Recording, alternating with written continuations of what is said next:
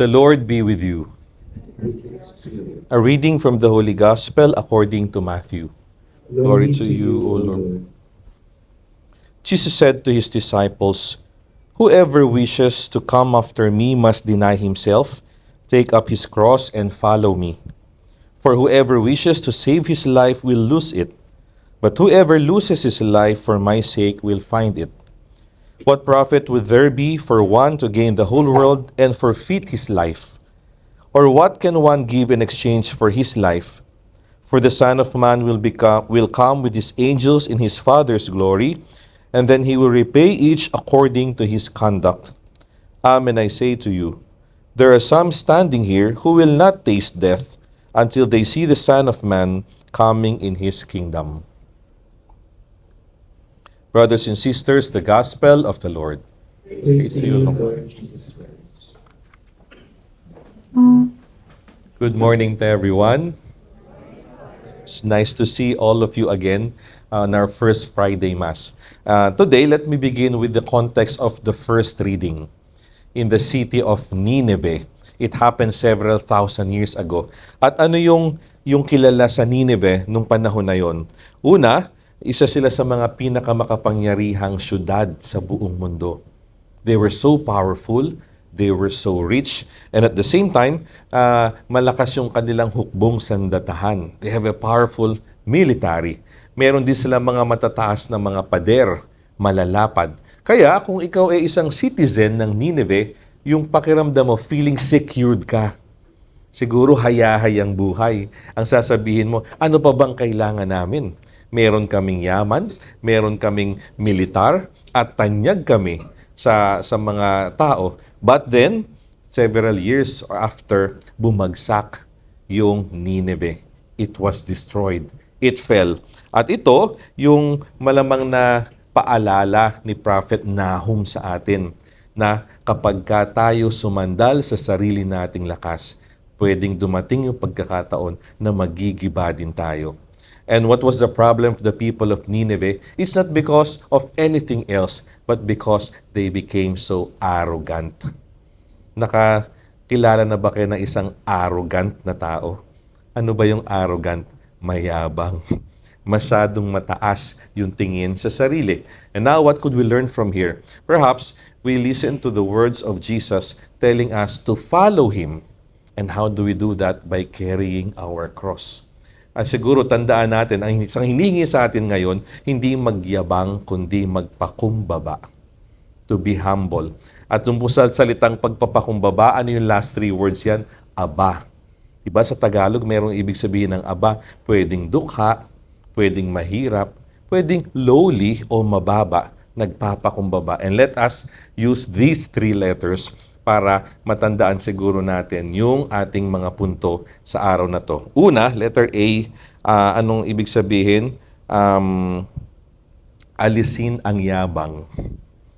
Alisin ang yabang. May mga tao na likas na mayabang. Diba? Hindi mo naman tinatanong, ipagmamalaki yan sa'yo. Hindi mo naman hinahanap, ipapakita kung anong meron sa'yo. Bigla na lang pagtingin mo, pinapakita na yung bago niyang cellphone, yung bago niyang gadget. Isasakay ka na sa kanyang bagong sasakyan. Meron naman, iba pinapaliwanag o pinapaalala sa yung mga magagandang karanasan. Minsan may kasama ako, kakilala ko, sabi niya, "Joms, di ba, nakapunta ka na sa ganitong lugar?" Sabi ko, oo, several years ago. Ako din, sabi niya. Tapos wala nang kasunod. Tapos hinihintay ko, sabi niya, "Di ba nakapunta ka rin doon sa isa pang lugar na probinsya?" Sabi ko, "Oo, ako din." Sabi ko, anong punto kaya nitong tao na to? Pinapakita niya lang sa akin, yung napuntahan mo, napuntahan ko rin.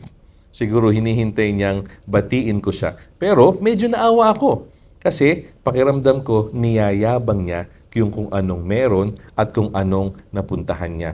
So ang unang paalala sa atin ngayon, alisin yung yabang. Humingi ng tulong kung kinakailangan. Minsan may mga taong mahirap tulungan kasi ayaw magpatulong. Nakakilala na ba kayo niyan? Hirap na nga pagka tinutulungan mo, "Hindi, kaya ko to." Mas masyadong mataas ang tingin sa sarili. Pero later on, pag sobrang hirap, sige na nga, tulungan mo na ako. Kasi inuuna yung yabang, arrogance. At yun yung unang paalala sa atin, alisin yung yabang. Pangalawa, letter B, balik sa Diyos. Kung anong tagumpay na meron tayo, kung anong meron tayong natamo sa mundo, kailangan lahat ibinabalik sa Diyos. Tulad na nabanggit ko kanina, hindi iniyayabang, kundi ibinabalik. Di ba? Hayaan mo namang punahin ka. Hayaan mo naman na batiin ka bago mo iyabang. Pero dapat ibalik natin sa Diyos. May napansin ba kayo ibang tao kapag sinabi, parang blooming ka ngayon? Pag sinabi sa'yo, uy, best, parang blooming ka ngayon, anong sagot mo? Sabi mo ba, thank you? Iba hindi naman, puyat pa nga ako niyan eh. Diba? Hindi marunong tumanggap ng compliment. Pero, totoo naman blooming siya. O kaya sabihin, ang ganda ng boses mo kanina nung kumanta ka sa presentation. Ano sinasagot natin? Sinabi ba nating salamat? Ang sinasagot na ba, naku, namamalat pa nga ako. Namamaos pa ako niyan. Diba? Hindi ka nagpapakumbaba, lalo kang nagyayabang. But more importantly, you do not recognize the gift or talent given to you. Hindi kaya maganda, magpasalamat ka lang at pagkatapos ng pasalamat, thanks be to God. Kasi biyaya yan ng Diyos sa akin. Kapag may bago kang cellphone, uy, buti ka pa nakabiling bagong cellphone, thanks be to God. Kasi biniyayaan ako ng Diyos ng sweldo at pag-iipon. O meron ka ng bagong boyfriend o girlfriend, thanks be to God. Diba? Lahat yan dapat ibinabalik sa Diyos. Kung ano man ang nakamta natin, mga tagumpay na meron tayo, o ano man ang naimpudar natin, lahat naman yan galing sa Diyos. And so, hindi sasarilinin, aalisin yung yabang at ibabalik sa Diyos. Yun yung pangalawa. At sa huli, letter A ulit. Ano yung letter A? Akapin ang krus. Sabi ni Jesus, if you want to be my disciple, carry your cross and follow me.